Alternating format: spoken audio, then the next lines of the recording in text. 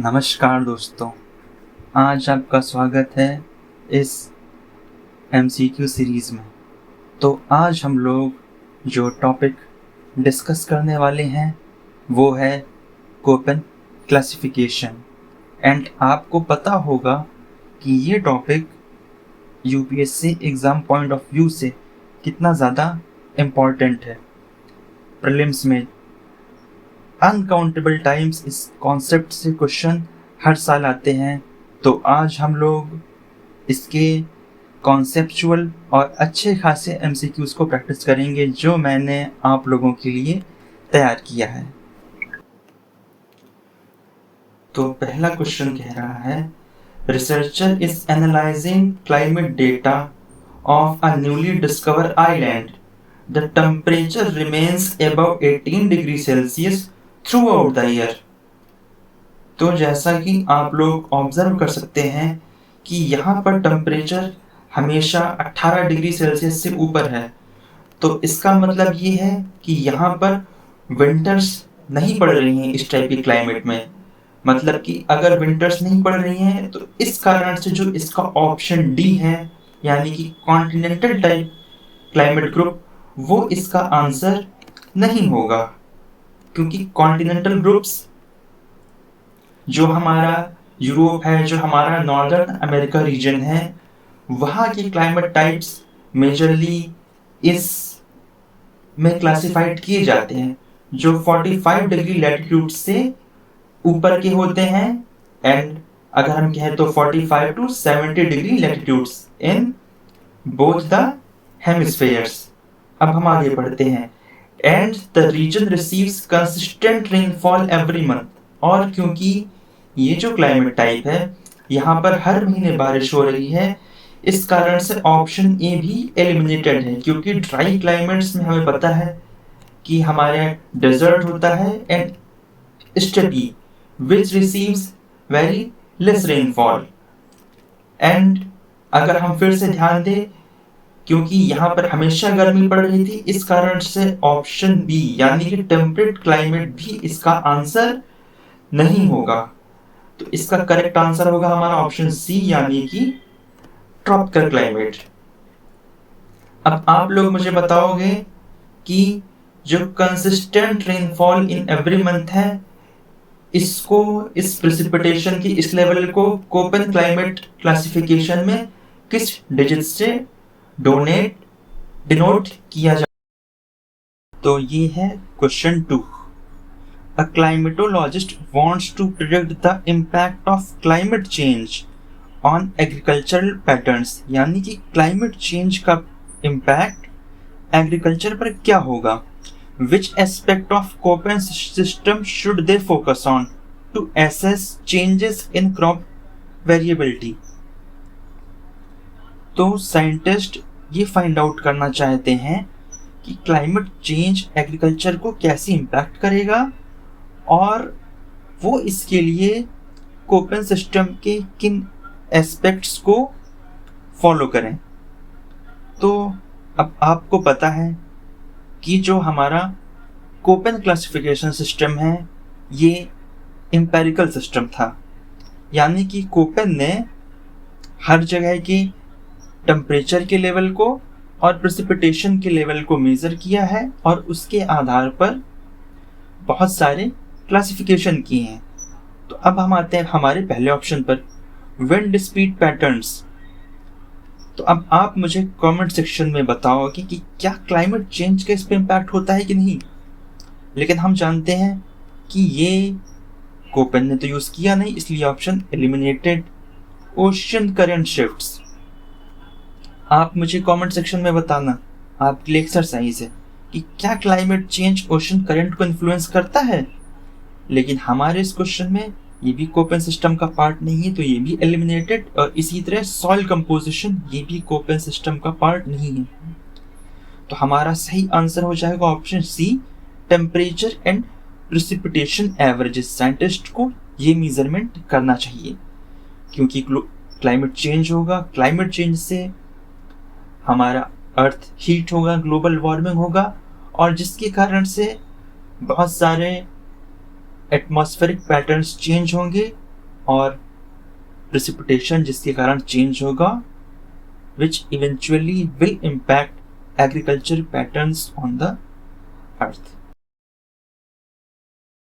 तो तीसरा क्वेश्चन कह रहा है, two cities fall within the same Köppen climate group but experience different seasonal rainfall patterns। ना, तो इसको हम ऐसे समझ सकते हैं कि मान लीजिए कि ये है हमारा AF टाइप का क्लाइमेट, यानी कि ह्यूमिड यहाँ पर हमेशा बारिश होती है। F denotes each season rainfall, और साथ में ही ये है हमारा ट्रॉपिकल रीजन का savanna which is denoted by AW। तो ट्रॉपिकल रीजन में होने के बाद भी हर मौसम में बारिश, और ट्रॉपिकल रीजन में होने के बाद भी separate dry and wet seasons। What does this suggest about the limitations of Köppen classification system? आप लोग पॉज करके एक बार इसको अटेम्प्ट करिए। अब ऑप्शन डी को देखते हैं। It ignores average annual temperature, यानी कि ये एनुअल टेम्परेचर्स को अकाउंट में नहीं लेता है।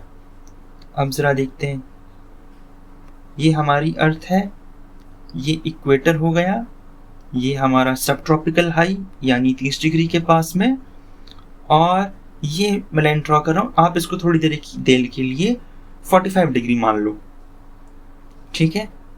तो 45 डिग्री के ऊपर यानी इस रीजन में हमारा मरीन वेस्ट कोस्ट क्लाइमेट पाया जाता है विच इज डिनोटेड बाय CFB। और जो हमारा सब ट्रॉपिकल रीजन है उस बेल्ट में एक क्लाइमेट पाया जाता है ह्यूमिड सब tropical which is denoted by CFA। अब आप देखो दोनों टेम्परेट रीजन में है, C कॉमन हो गया, F मतलब हर मौसम में बारिश होती है। लेकिन अब आप बताओ, जो मरीन वेस्ट कोस्ट क्लाइमेट है वो 45 डिग्री के ऊपर है, देयरफॉर जो उसको सन से इंसुलेशन मिलेगा वो कम होगा इन कंपैरिजन टू सब ट्रॉपिकल रीजन, क्योंकि वो तो नीचे है इसलिए उसको ज़्यादा हीट मिलेगी। तो मरीन वेस्ट कोस्ट क्लाइमेट में जो गर्मियां होंगी उतनी इंटेंस नहीं हो पाएंगी, यानी कि ये टेम्परेचर को अकाउंट में ले रहा है एनुअल टेम्परेचर्स को, इसीलिए इसने यहाँ पर A और B लेटर्स को डिनोट किया और इनका यूज किया। A का मतलब मोर टेम्परेचर, मोर सीवियर टेम्परेचर, और B का मतलब लेस सीवियर टेम्परेचर। तो A B जो स्मॉल डिजिट में है वो टेम्परेचर की इंटेंसिटी को बताते हैं। Therefore option D is wrong and it is also eliminated. तो अब हम आते हैं ऑप्शन बी पर, it can not account for latitude differences.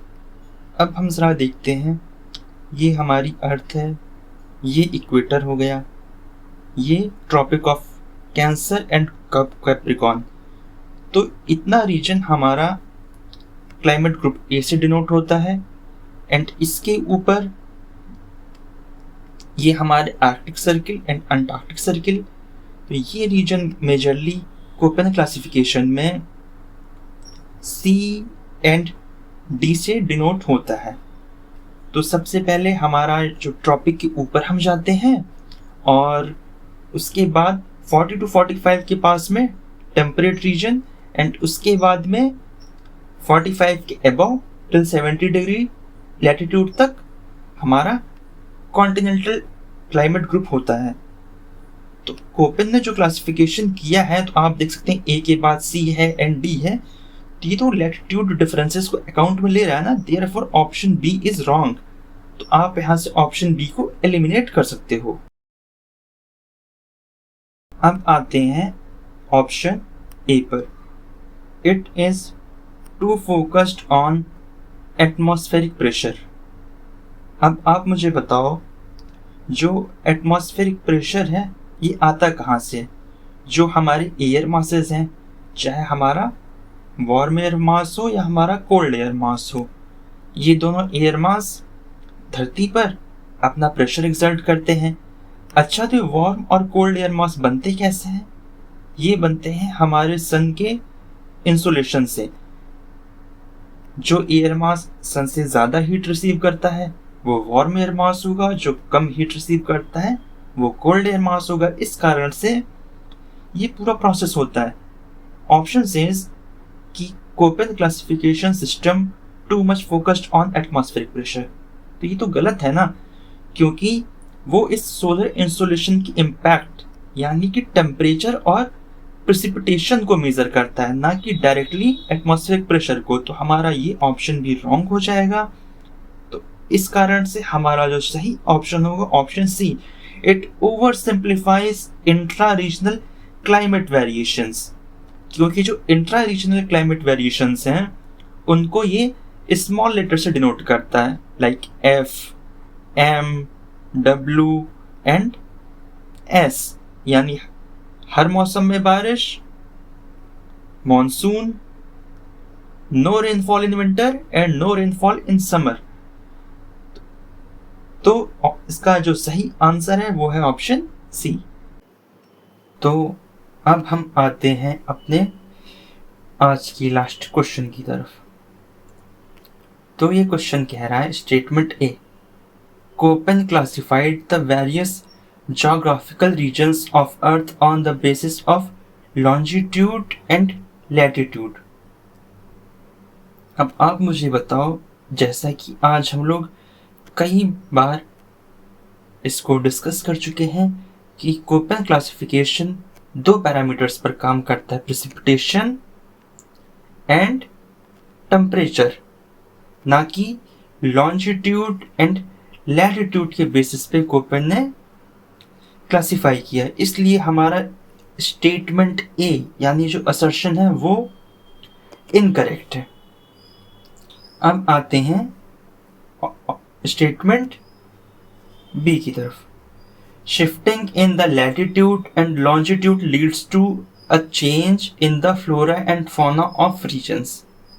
अब ये देखिए, सपोज ये हमारे ऐसे लैटिट्यूड्स हैं, ये हमारी वेस्टर्ली विंड इस साइड से आई, तो जो ये वाला रीजन होगा वेस्टर्ली से सबसे ज़्यादा रेनफॉल इसको मिलेगा, तो यहाँ पर एवरग्रीन फॉरेस्ट पाए जाएंगे।